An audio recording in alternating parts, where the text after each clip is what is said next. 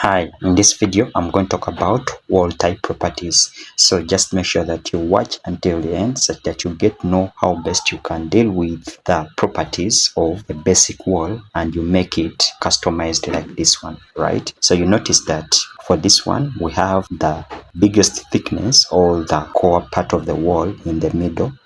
This is represented by a hatch pattern that is in this format. All right, so you notice that our bricks are laid like this in the middle, then we have layers of plaster at the end. So I'm literally going to show you how best you can come up with this kind of arrangement. All right, so we are going to use these basic two portions of the walls, all right, such that everything matches up to this. All right, so let's get started. I'll click at this basic wall. Then you notice that when I click on it, my properties palette changes to match the properties of this wall. All right, so you notice that right over here we have this button edit type. So click there, then this type properties dialog box will pop up.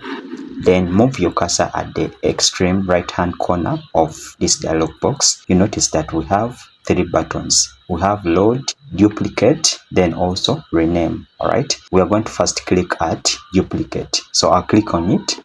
Then this name dialog box will pop up. Then under it, Revit is instructing us to give it a name. So we are literally duplicating this original.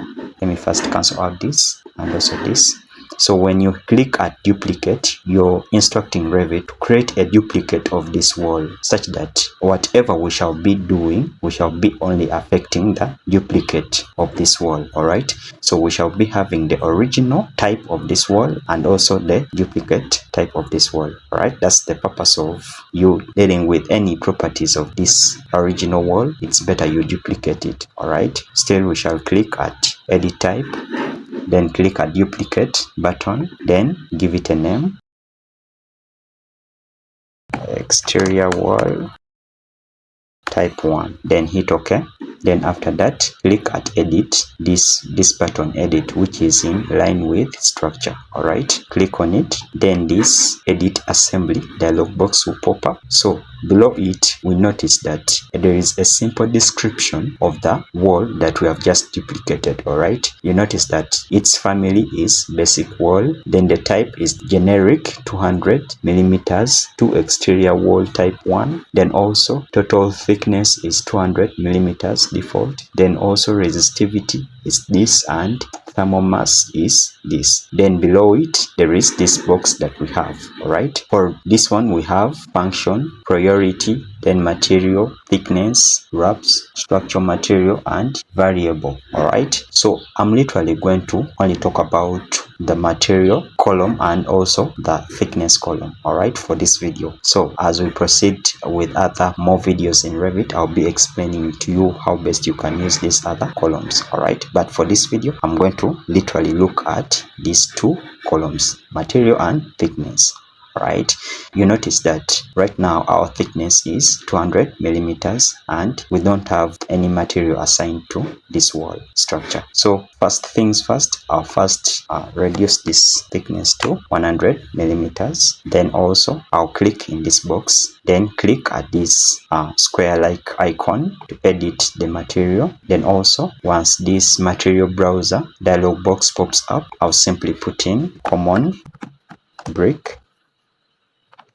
Then I'll select this first material for brick. Then also after that, you notice that for the surface pattern we have our foreground pattern as this one, then also the pattern of the color is this one, black. Then the background, we literally don't need it because we need to see the foreground. All right, I'll be showing you the real meaning of this, all right, as we proceed with the video. Then also the cut pattern. All right, so for the cut pattern, this is the pattern that always shows up whenever this wall is cut, whether horizontally or vertically. Right, Revit will always indicate this pattern whenever there is a cut through of that wall. All right, for the foreground it's this, so we literally don't need any pattern for the background. All right, that's why here it's indicated as none. All right, for the appearance, this is how it's going to be looking like. All right, so I'll simply hit OK. Then next I'll also hit OK here, then hit apply, then OK. All right, So you notice that this is what we have. So we have our wall right over here. It's of thickness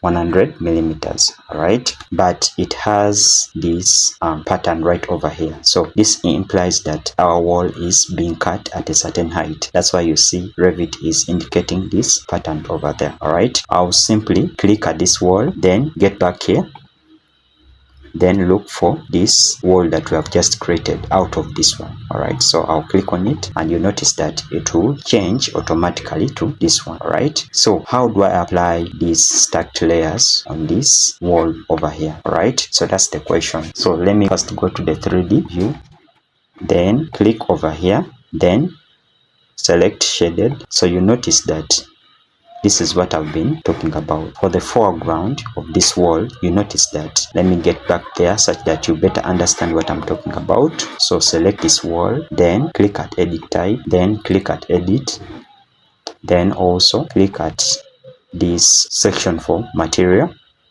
over there. So you notice that what we have over here resembles exactly this one here, right? So next, I'm going to show you how best you can apply these stack layers. All right, so once you click on this align dimension, click over there, press the tab key, click over there. Let's use only this. So you notice that this thickness of this stacked layer is 25 millimeters. So we are literally going to do the same thing right over here. All right, so I'll simply click on it, then click at edit type. All right, then click at edit still, then right over here just below this table, all right, there are buttons that we need to deal with. The first button is insert, then the next button is duplicate, then the next button is delete, then there is this button called up, then another one down. All right, I'm going to show you how best you can use the insert, delete, and up down button. All right, if you need to insert another layer that will be stacked with this core layer, all right, you simply click at this insert button. All right, so once you click on it, layer will be formed by Revit automatically. All right, but in this case I need it just above this layer. All right, so what I'll do is I'll just click at this button like that, right? So it will just go above, all right, this core boundary. All right, so when I talk about core boundary, what do I really mean? So I'll simply click at this preview button. I'll first give it a thickness of 25 millimeters. All right, then next I'll click on it, then I'll also give it a material. All right, I'll put in gypsum wall board. All right, so I'll select it, then for it, its appearance is like this. Then you click at this graphics button, you notice that for the foreground it has no pattern, and also the background it has no pattern. All right, but for the cut pattern for the foreground, this is the pattern Revit will be putting, all right, whenever that layer is being cut. All right, and the background, none of the pattern is selected. All right, so it will simply be with no pattern at the background. All right, so I'll simply hit OK.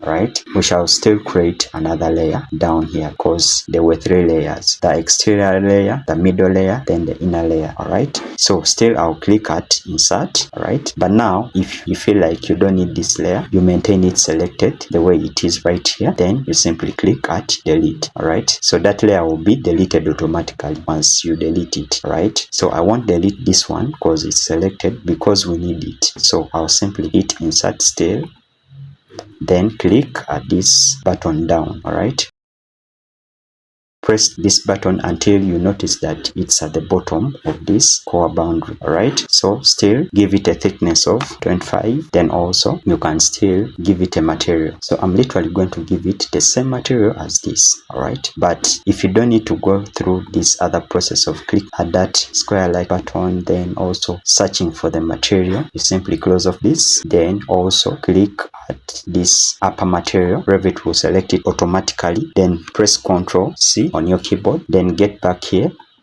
and press Ctrl V. All right, so this material will be applied in this same layer. All right, so if you're done with doing all this, let me show you something here. So if I click at this preview button, you notice that Revit will create for me a preview of what we have just created in here. All right, from this button view, you notice that our preview is in the plan view.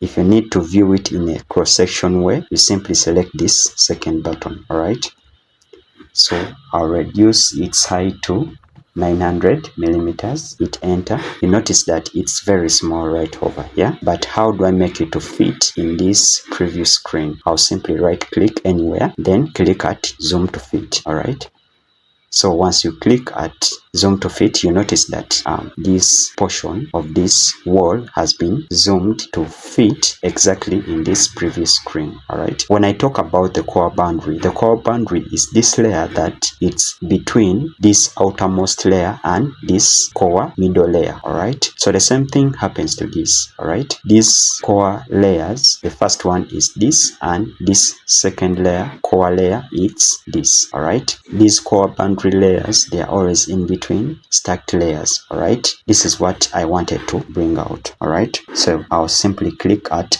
OK, then also hit apply, then OK. Alright, so you notice that this wall right over here, it has the same arrangement as this wall. So the only difference is this wall is 150 millimeters, but this wall is 200 millimeters. Alright, that's how you go about with changing the properties of a certain wall. Alright, so in the next video, I'm going to show you how you can add a fill pattern on these walls. Alright, and also how you can add a material to these walls. Thanks for watching, and if you've really found something of helpful and it has added value to you, please don't forget to like, subscribe to the channel, and also you can share this kind of content to friends and relatives that you feel like they need of this kind of content. Thanks for watching. We'll meet in the next part of the video.